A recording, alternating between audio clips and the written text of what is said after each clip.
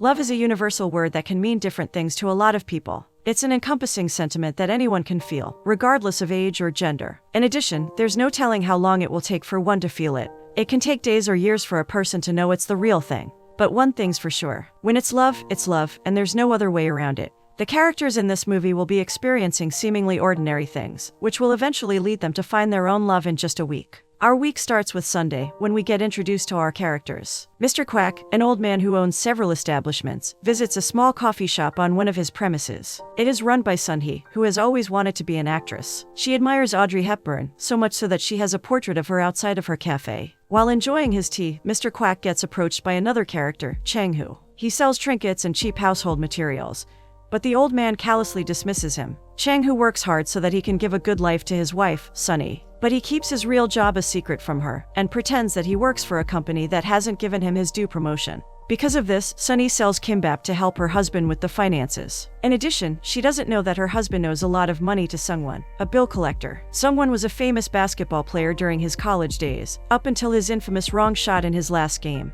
But writer Lee offers him a chance at redemption. A local reality television show offers him an episode where he'll be expected to show how he's getting back in shape to show off his basketball skills. And to add more drama, he'll be documented as he takes care of a young girl named Jinna. Allegedly, she is his daughter from a girlfriend in the past. Someone denies his connection with the girl, and refuses to accept Lee's offer. He's already struggling in his present, so he doesn't see any point in wasting his time correcting his past. Jinna is a cancer patient whose story has been broadcasted on national television. Despite her situation, she remains cheerful and hopeful, especially about her father Sungwon recognizing her. She is good friends with Jae-sok, the son of Yoo-jung and Yi-kyung. Yi-kyung is a well-known music producer and talent manager. One of his talents is the K-pop idol Jang-hoon. Jang-hoon may look angelic, but he's a brat who thinks he'll always get what he wants. He visits a church to flirt with a pretty choir singer. Unbeknownst to him, one of the nuns in the church, Soo Kyung, is madly in love with him. When she finds out that her crush is having a tryst in one of the church towers, she cries and rings the bell to interrupt their act. Then later that night, she decides to take her own life in front of the altar, thinking that her life is worthless,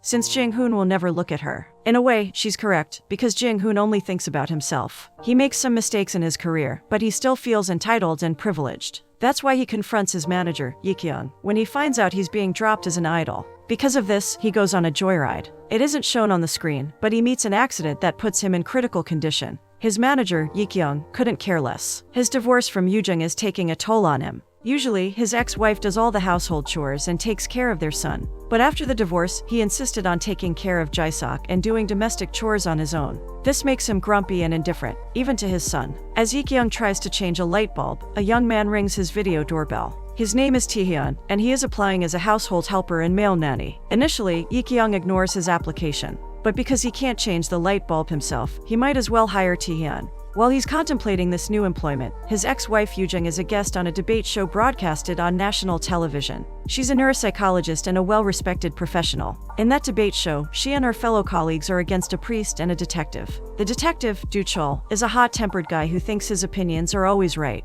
Their debate gets heated as Yoo-jung keeps on rebutting Do-chol's arguments. After the show, the crew and the guests decide to have dinner together. Yoo-jung and Do-chol are still at odds with each other, resulting in both of them taking too many shots of soju. Now that our characters are introduced, along with a bit of their backgrounds, stay tuned to find out how their week will progress, and how each of their stories will merge by the end of the movie. Monday starts as usual for many workers. Yoo-jung and Do-chol had too many soju shots the other night. For some unknown reasons, they both end up in one hotel room, with Yoo-jung sleeping on the bed and Do-chol sleeping on the couch. This causes a huge misunderstanding between them. He immediately leaves, completely forgetting his pistol. Yoo-jung finds this, and plans to get back at this hot-headed detective. So later that day, she goes to the police station and demands Do-chol to apologize to her for what happened last night. He doesn't want to, but seeing that she has his pistol, he has no choice but to kneel in front of her. But before he does it, he chooses to grab her bag and get his gun back. This tussle puts them again in a suggestive position that causes another misunderstanding. At first, it looks like the feisty Yoo-jung is incompatible with the headstrong Do-chol, so it will be interesting to see their progress by the end of the week. Meanwhile, Mr. Quack receives a report from his business manager about the proposals for his establishments. Once he sells his properties, a modern shopping complex will replace the old buildings. With this news, he goes to Sunhee to inform her. But he finds her crying. He thinks she's having a problem at first, but then Sunhee reveals that she's only showing off her acting skills. Mr. Quack gets exasperated, but he's always lenient with her. He's always known her desire to be an actress, so he's trying to find a way to let her know he'll always support her. In another story, our nun Soo Kyung wakes up in a hospital. Her attempt at ending her life has failed. As if to add to her failure, she shares a room with the unconscious Jing-hoon.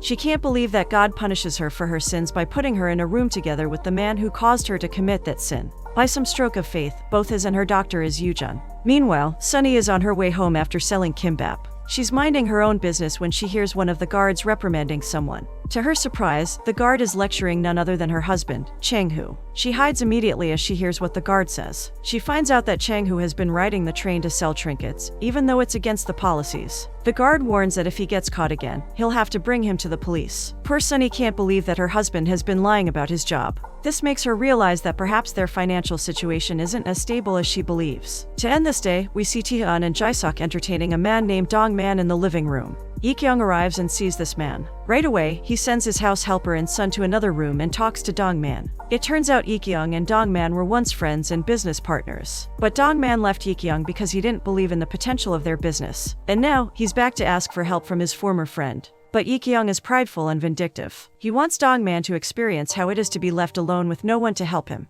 This decision will definitely backfire on him, especially since his son has heard his words. Tuesday starts with grim news. A man has jumped on the train tracks and lost his life. Chang-hoo is unfortunately getting accused of being involved in the case. Do-chol aggressively interrogates Chang-hoo, who tries to explain that the man was asking him for cigarettes, then jumped onto the tracks when he said he had none. Do-chol doesn't believe this, so he detains Chang-hoo. Meanwhile, to ease her irritation at her failed attempt of ending her life, Soo Kyung chooses to annoy Jing-hoon by painting his nails. Their doctor, Yoo-jung, sees this and gets entertained. Then she tells Jing-hoon his diagnosis. His lower body is paralyzed due to panic disorder and neurosis. He can stay that way for the rest of his life, or he could be cured all at once. In the meantime, he won't be able to do as much due to his condition. In the garden of the same hospital where Soo Kyung and Jing-hoon are admitted, someone is reading a story to Jinna. He finally accepts Lee's offer, after getting hounded by her crew relentlessly. He tries to be nice to the kid in front of the camera, but behind it, he lets out his frustrations and aversions about taking care of her. He pushes Jinna's wheelchair around, as if to show everyone that they have a good father and daughter relationship. The kid is genuinely happy at first, but soon someone's indifference gets to her. She wishes that she could at least make her father like her, which makes someone quiet with guilt. The day progresses as our characters live their lives. Fortunately for Chang-hoo, he gets released due to lack of evidence. He hurriedly leaves the prison, almost bumping into Yoo-jung. Yoo-jung has come once again to the police department, not to blackmail Do-chol, but to retrieve her bag that was stolen earlier. To express her gratitude, she invites the detective to some drinks at a nearby bar. There, Yoo-jung reveals to him that she's recently divorced, and that this is the first time she's going out with a man in a while. Surprisingly, Do-chol isn't as suave as his reputation suggests. He looks awkward, which makes Yoo-jung believe that he hasn't dated that often. Their conversation would have been satisfactory for Yoo-jung, if not for the group of gangsters loudly complaining. She bravely walks up to them and warns them to lower their voices, or else her date will arrest them. But when she gestures toward Do-chol, he's gone. Embarrassed, Yoo-jung walks away as the gangsters and other customers laugh at her. She walks home alone, aware that someone is following her. When that person catches up to her, Yoo-jung panics and crouches on the ground. To her relief and annoyance, it's Do-chol. He says he only went to the restroom when she approached those men. Yoo-jung gives him a well-deserved kick on the shins. Not all of our characters get a peaceful end to their day. Lee-kyung comes home, depressed and full of guilt. He just came from Dong-man's funeral. Apparently, he's the man that jumped onto the train tracks earlier that day. Taehyun sees his boss's sad face and invites him for a drink. Taehyun remains kind, despite his boss's grumpy attitude. But it looks like Lee-kyung isn't ready to receive such kindness. Wednesday starts early, with someone practicing his basketball skills. Of course, Lee is there to document his training. During his break, he receives a call from Jinna, who is asking him to come to the hospital to meet her boyfriend. Someone doesn't want to, but then the little girl starts singing a lullaby that's too familiar to him. When someone gets there, Jinna introduces Jae-suk to him. Then he asks the child where she learned the lullaby. Jinna reveals that her mother sang it for her, and that the lullaby originally came from Sungwon. This is why Jinna strongly believes that he is her father, despite his reluctance in accepting it. In another room of the same hospital, Jang-hoon gets visited by the girl with whom he tried to have a tryst before. He expects that she came to check on his welfare, but he gets ashamed to realize the girl is now regarding him as useless because of his condition. His self-confidence plummets further when he can't even bathe himself inside the shower. Soo Kyung sees him and offers help, but he rejects it. Eventually, he puts his pride aside and asks her for help. Meanwhile, Mr. Quack offers Sun-hee a ride to her destination. In her quest to become an actress, she auditioned to be an extra during the filming of a movie. Fortunately, she gets accepted. Even though she's confused about why Mr. Quack knows about this, she's grateful for his help. Mr. Quack tries to show his gentler side, despite his rough attitude. He drives her toward the shooting location, puts a rose inside one of his car's compartments, and gives her full support during the shooting. It's clear that he has feelings for the pretty actress wannabe, but Sun-hee is focused on her goals. When she fails again to say her line, the director gets mad and fires her on the spot. She and Mr. Quack go to a bar so she can let out her frustrations and he can comfort her. He plans to propose to her, but she doesn't even notice his efforts. In the other stories, Yi-kyung drives along the highway when he sees a man trying to sell toys for small boys. He remembers his son, so he decides to buy a toy for him. But his wallet has no cash, leading him to believe that Jae-sok stole some money from him.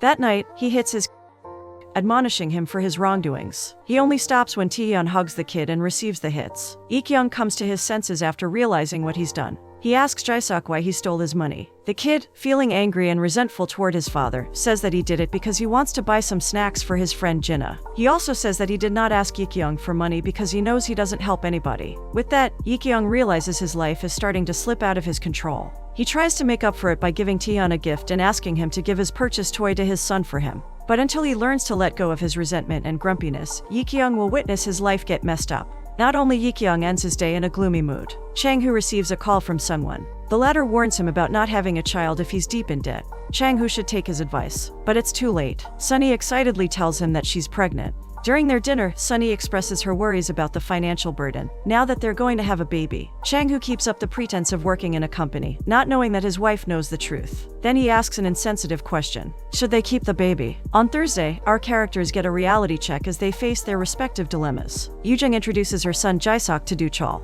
The kid is happy to be with his mother, because he's tired of his father's parenting ways. But he's yet to warm up to the detective. Yoo-jung and Do-chol have started going out. They're not teenagers anymore, so naturally they talk about their sexual orientations. That's when Yoo-jung finds out that he hasn't had any experience in bed at all. Thankfully for both of them, Yoo-jung is assertive and knows what she's doing. But she's not an easy woman to be taken to bed. So Do-chol may have to wait before he can have his way with her. Meanwhile, Sunny visits a hospital with the decision of terminating her pregnancy, but she leaves even before she completes setting up her appointment. She tries to be strong and keeps on holding on to the little hope that everything will be alright. That night, she calls Chang-hoo and reminds him that despite their hardships, they should stay kind and moral. It's a good thing she called Chang-hoo because, at that time, he finds a lost wallet full of cash. In his desperate situation, it's easy to do the wrong things for the right reasons. At the hospital, someone visits a sleeping Jinna. Lee notices that he has changed greatly since he took care of the kid. But someone remains indifferent. He says he's only doing it for the camera and the money, although it looks like he's only convincing himself that that's the case. Unfortunately, Jinna wakes up and hears everything he says. The little girl has reached her limit. She says she feels regret for wanting him as her father. Then she throws away the only picture she had with her mother. Later that night, someone reveals his true feelings about this whole ordeal. He's become hopeless, and he doesn't think he's good enough to be a father to Jinna. Despite this, he regrets saying those words from earlier. If he's only a good man, then Jinna can be his redemption.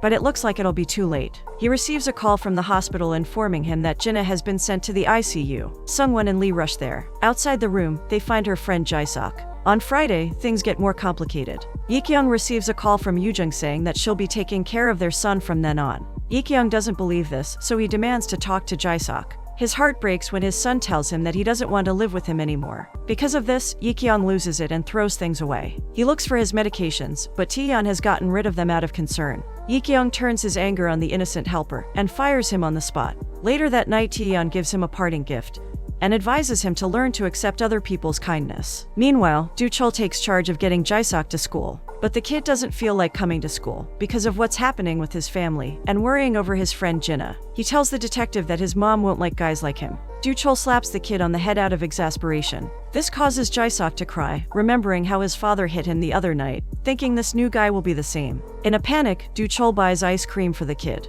But when he gets back, Jae-sok is gone. He utilizes the whole police department to look for the kid. When Yoo-jung finds out about this, she slaps Do-chol for being careless. Chang-hoo, after contemplating his wife's advice last night, decides to return the money and the wallet to the owner, who happens to be Mr. Quack. He kind of expects Mr. Quack to give him a prize, but the old man simply asks for his number so he can call him when something's missing from his wallet. Mr. Quack doesn't bother himself with other people's problems because he's more focused on Sun-hee, who has become sad after getting fired from the filming. He tries to cheer her up, but she never pays him any notice. Eventually, that night she takes up his invitation on a dinner date. Mr. Quack is supposed to propose to her, but she keeps ignoring his signals. His last chance is to invite Sunhee to the cinema on one of his premises. He wants to show her the only movie where she was credited as an extra before the cinema gets renovated. Chang-hoo, feeling dejected after not getting any reward for his kindness, goes to the train station to muse about what has happened to his life. He loves his wife, and he wants to keep the child. But they're so deep in debt, he has no idea how he can manage to put food on their table. As he despairs about his situation, Sungwon comes while talking on his phone. He tells Lee that he'll see her tonight for one last drink before shooting the last episode for his documentary series. After the call, he sits beside Chang-hoo and asks for cigarettes. When Chang-hoo says he has none, Sungwon stands up and walks near the tracks. He's drunk himself, and he has a beer with him, which he pours over the tracks. But he loses his balance and falls. He feels hopeless for himself, so it would be good if things end there. But Chang-hoo jumps down and helps him get onto the safety platform. Then he also gets helped by the other commuters. Sungwon comes to his senses. He decides to visit Jinna, whose condition thankfully has become stable. Lee helps him by sliding a monitor in front of the glass window of Jinna's room, where it shows the broadcast of his last game. Apparently, at that time, they needed 3 points to win. But when Sungwon got the ball, instead of passing it to someone, he did a slam dunk onto the ring. He did this to show off to his girlfriend then, and asked her to marry him. This girlfriend was Jinna's late mother. But after some time, Sungwon left her because he thought he wasn't good enough. Perhaps at that time, she was pregnant, and he genuinely didn't know. Sungwon's pain doubles when Jinna tells him she feels guilty because her mom passed away a few years after giving birth to her. She knows her mom is resting in peace now, but she wants to know if he blames her for what happened. Sungwon assures her that he's not, and vows to make sure to redeem himself in the documentary. Not for the money, but for Jinna's sake. In another location at the hospital, Jang-hoon is slowly warming up to Soo Kyan. Despite her annoying habits, Jang-hoon realizes that she's the only one who really cared for him throughout the week. Also, she's a huge fan of his band when he was still a part of it, so he appreciates that she enjoys his songs. All she asks from him is that he sings for her, but he doesn't know if he's ready for that. After all, those songs are his reminder of the fame and privilege that he once had, and is now lost due to his arrogance and selfishness. At the AVR of the hospital, the two make love to each other. But as Jang-hoon reaches his climax, he suddenly gets paralyzed. It looks life-threatening. He gets sent to the ICU as he convulses badly. Soo Kyan goes back to her room and prays hard. She now realizes that God has put her in that situation to teach her that love isn't all about romantic and erotic emotions. In her case, love is about the sacrifices she makes to show her feelings. She promises to devote her life to God, if only he'll save Jang-hoon. By some miracle, light shines on a cactus that she bought to give to Jang-hoon. At peace with what she's about to do, Soo Kyan smiles. In another story, Sunny comes home early after selling kimbap. She puts all the money she earned into the pocket of one of her husband's jackets. That's when she discovers the recorder. Sunny listens to it, thinking it's a romantic surprise from her husband, only to find out that it contains recorded conversations between Chang-hoo and Sungwon about Chang-hoo's debts. Sunny realizes they don't have any money at all, and that having the baby will worsen their finances. Depressed about this discovery, she takes a walk, until she sees a boy in a waiting shade. This boy is Jae-suk, who has run away from Do-chul. Sunny feels her motherly instincts kick in as she talks with Jae-suk. That night, she calls his mother to let her know she has her son. Despite her fears, Sunny tells Yoo-jung that she'll release her son for ransom, and that they should give her the money at a specific location. But in truth, Sunny cares for Jae-suk, and contemplates whether she's done the right thing. Seta comes with a conclusion for the stories of our characters. Yi-kyung, still troubled after yesterday's events, comes home to contemplate. Then he receives a package. It turns out to be from Dongman, his late friend. It contains a scarf and a bunch of letters he'd written for his former friend. Yi-kyung feels shame and regret after reading the letters, for they indicate that Dongman genuinely regretted leaving him. But he's gone now, and Yi-kyung can do nothing about it. He gulps a bulk of the medicine that Taehyun hid before. He overdoses. It isn't shown on the screen, but Taehyun finds him unconscious and brings him to the hospital. The same hospital where Jang-hoon is recovering from his seizures. Jang-hoon finds out that Soo Kyung has been discharged from the hospital and returned to the church. So he gets up and runs there, just in time to witness her taking the vow of chastity. He apologizes for his previous rude behavior to her. Jang-hoon understands that it's because of her that he's finally healed. Perhaps they were both meant to be in each other's life to be a turning point, and teach each other a valuable lesson. He accepts this and leaves. But he sings for her one last time, to repay her patience with him. While this is happening, Mr. Quack waits at the cinema and looks out for Sunhee. As he operates the projector, his business manager approaches him to give him the papers he needed to sign to sell his properties. Mr. Quack doesn't pay much attention, because he's focused on Sunhee's arrival, but he signs the papers. Meanwhile, Do-chul and Yoo-jung are tense and restless. Do-chul has made sure that he's set up enough traps to catch Jae-suk's kidnapper. As it happens, Sunhee walks toward the agreed location without knowing what lies ahead of her. but she's too scared and naive. She sits on a stone bench, unaware that the bag of ransom is just beside it. Another man sits beside her. He grabs the bag, thinking someone left it there, and runs away. This causes a commotion, as the officers posing as civilians run after the man. Sunny panics, and she runs away as well. Du-chul chases after her. She runs along several places, one of which is an old building that is set to be renovated. She runs into the business manager who is carrying the papers that Mr. Quack just signed. He falls to the ground while Sunny continues running for her life. Unfortunately for the business manager, his boss catches up to him, grabs the papers, and rips them up. Mr. Quack doesn't want to sell the building where his Sunhee's cafe is located, so he'll keep it to make her happy. Du-chul continues to chase the woman. Sunny enters the train station and is about to ride a train when he sees another man whose head is covered in a paper bag. She immediately recognizes her husband, Chang, who is appealing to the commuters to give him some money so he can save his wife and their unborn child. He feels ashamed for doing this, and it looks like the paper bag is the only thing that keeps his pride intact. But he's run out of options. Being kind and hardworking hasn't helped him in the slightest, and he doesn't have the guts to do anything evil.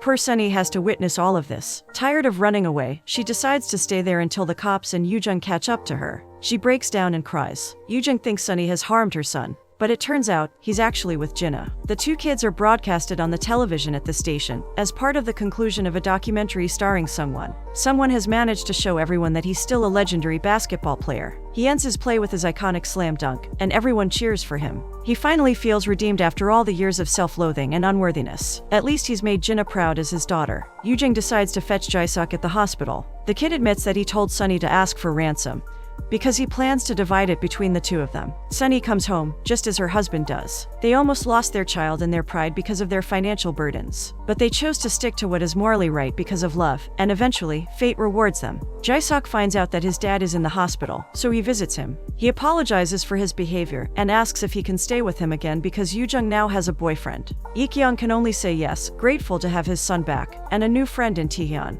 He understands that people show their love through their kindness, and it's to his benefit if he learns to accept them gracefully. At least he has these two by his side to teach him. Meanwhile, at the cinema, Sunhee finally arrives and watches the last showing of the film. By the end of it, she's about to leave when another video plays. It's a montage of her doing everyday things, showing how beautiful she really is. It's like somebody's telling her that even if she doesn't become an actress, she'll always be the star in someone else's life. The montage ends with Mr. Quack's proposal to take a vacation overseas. Well, it'd be foolish if Sunhee rejects such a lovely offer. To end this rather chaotic day, we see Yoo-jung and Du-chul have made up with each other. They decide to finally do it, although one can only wonder how Yoo-jung can put up with Du-chul's awkwardness and embarrassment in bed. And that ends the stories of our characters who, in such a short amount of time, have found their own meaning of love. So, to you, what's your definition of love?